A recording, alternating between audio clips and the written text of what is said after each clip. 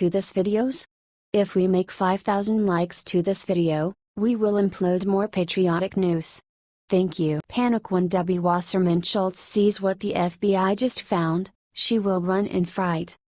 In the most underreported scandal maybe ever, Democrat Debbie Wasserman Schultz, former Pakistani IT guy, who is under investigation by the FBI, tried to hide whatever is on his computer hard drives by smashing them to smithereens.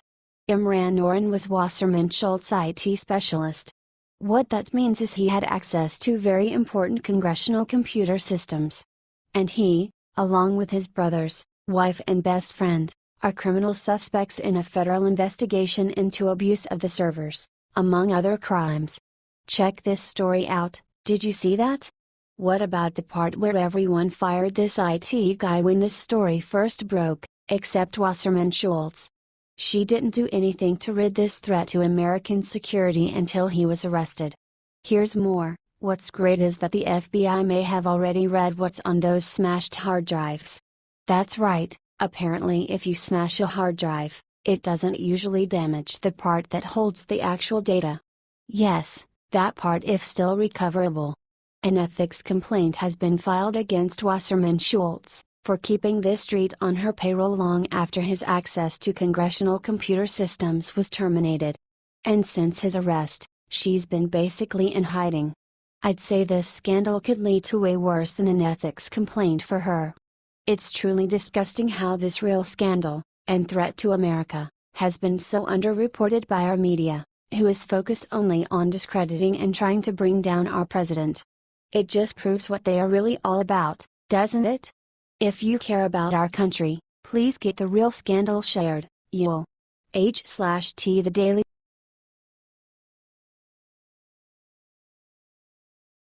Eric Trump just lost IT during insane interview and asks the one thing we all want answered. Eric Trump got on Hannity Monday night to make an impassioned plea for legislators to work with President Trump instead of constantly battling and resisting his every move. During the interview he asked one heartbreaking question about the refusal of all Democrats and even some Republicans to work with the president: how much weight does he have to carry by himself? My father has the voice of this country, the people of this country love him. Why wouldn't they get in line? It doesn't make sense. President Trump is close to all of his children, so Eric is witnessing firsthand the difficulties and frustrations his father is going through as he tries to govern the country with resistant legislators. Trump also attacked the mainstream media, saying they have really gone to shambles. He continued, they would rather focus on Russia. They would rather focus on these nonsense stories than real news that people care about. It's a sad thing for democracy, it's a sad thing for the morality of the country. It's really a race to the bottom with the media these days. Watch the full interview here. Eric Trump is totally right. President Trump has it really hard, and everyone, the Democrats, the media, and even his own party is against him. It's been tough, but we know our president is a tough guy, and if anyone can get through it, he can. Let's try to get this to him by sharing 1 million times so he knows millions of Americans have his back. h/t Fox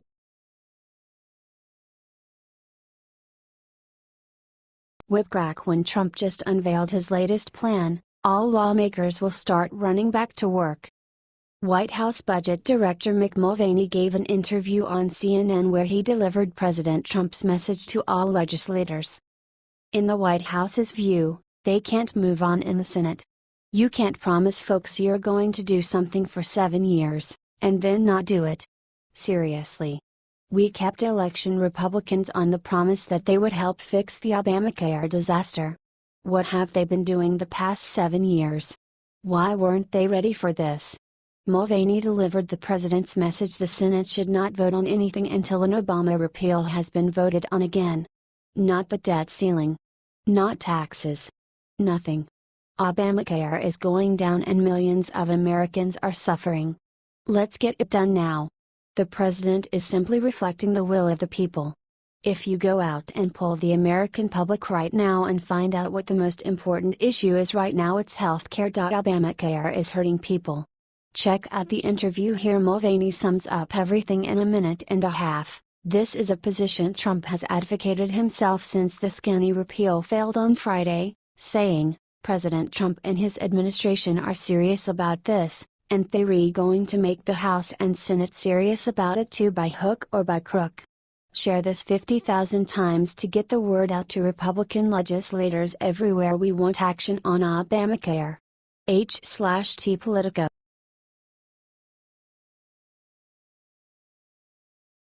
Here it comes. Trump just made his own news station with one big twist. Have you all been watching the White House?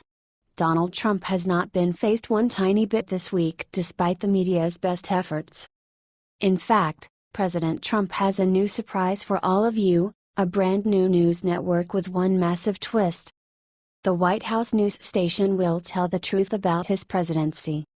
Oh yeah, and he hired his daughter-in-law, Lara Trump, to run it for him. The best part is that, as a former producer for Inside Edition, Lara is uniquely qualified for this job. Well, I'm sure by now you are just chomping at the bit to see this Trump news for yourself. So, without further ado, here is the most recent edition. It was some pretty solid reporting. Also, this format allows for Trump to tell the public about his daily projects and accomplishments when the media is busy focusing on Russian conspiracy theories. Now, that does not mean this is simply the only news source you should watch. Sure, it covers the White House accomplishments well, but there is a whole world out there: election, Debbie Wasserman Schultz scandals, and all kinds of other news you won't see there. Now let me think. What is a good source for news? Oh yeah, the Liberty Writers. Enough tooting my own horn. Ha ha. Do you like Trump's new network? If so, comment yes below, share this out, and we will make sure it ends up on Liberty Writers every time a new one is released.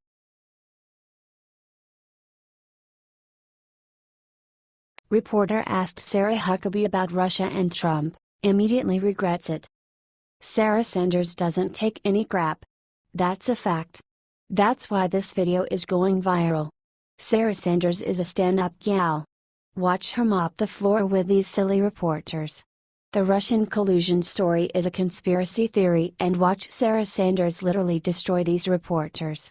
Look, the statement that Don Jr. issued was true. There is no inaccuracy in the statement.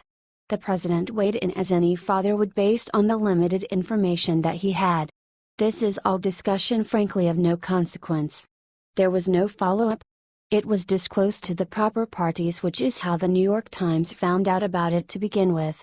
The Democrats want to continue to use this as a PR stunt, and they are doing everything they can to keep this story alive and in the papers every single day. The president, the American people, they voted America first, not Russia first. He certainly didn't dictate. He certainly weighed in like any father would, said Sarah. Do you think Trump picked the right person with Sarah Sanders? Share this if you do. The thing is, Sarah Sanders is 100% right. The media has been making stuff up for the past year now about our president. It's a pure conspiracy theory. These people need to be exposed for the conspiracy theories that they are pushing.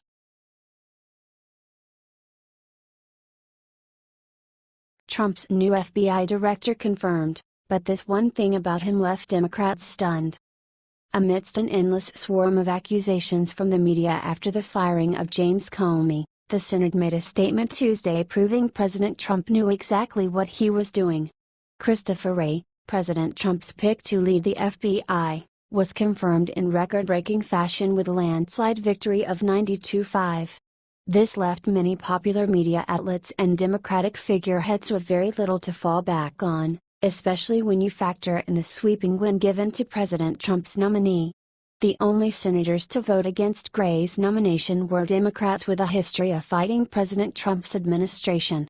Most Democrats praised Wray as a nominee, saying they believed he would have no issue operating independently of the president and would make no effort to politicize the bureau. It is really important that we have a strong FBI director. There can be no manipulation, Senator Dianne Feinstein, D. California, said before the vote. Senator Charles Grassley, R. Iowa, the chairman of the Judiciary Committee, said Ray was forthright about how he was fitted for the top FBI job. It's very difficult to deny President Trump's true intentions regarding Comey now that the Senate has given such a unanimous verdict for his replacement. It speaks to how much a change was needed and how many people really knew it. President Trump, and the country, clearly needed a better man for the job, simple as that. These are the steps necessary for a fresh start in Washington. Drain the swamp and start again with people who can help move this country forward. If you're proud of President Trump's continued efforts to clean up Washington, share this now so the world can see who really stands with Trump. Sources: thehill.com.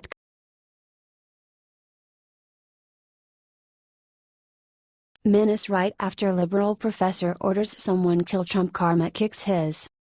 A college professor, at Montclair State University in New Jersey, is the latest person to publicly call for someone to harm our president. He has since deleted his threatening tweet, but someone captured it first. You can see how the person who captured the threat agreed with it. This is just sickening and disgusting. Remember how these same people were aghast at what they saw as threats to their precious Obama? Such hypocrisy. What's even scarier is that this same professor was taken to a psychiatric hospital and had to undergo a psychiatric evaluation in 2016, because of public anti-Trump rhetoric. Just the other day, Judge Jeanine Pirro called in like it is, saying the libs have been in a state of psychotic rage since they lost the election to Donald Trump. And it was beautiful. If you haven't seen it yet, please check out that link. It'll make your day. This lunatic, who needs to be locked up, also retweeted Kathy Griffin's disgusting image where she was holding the president's decapitated head. He's since tried to backtrack, tweeting this, among lots of other crazy, it should go without saying, but just in case any of these loons are wondering, the United States Code, 18 U.S.C. Section 871A, makes it a felony to knowingly and willfully threaten the President of the United States. It's time we let our president do the job that the patriots elected him to do. If you agree, please share this everywhere. With this sentiment, #LeaveTrumpAlone, H/T Fox.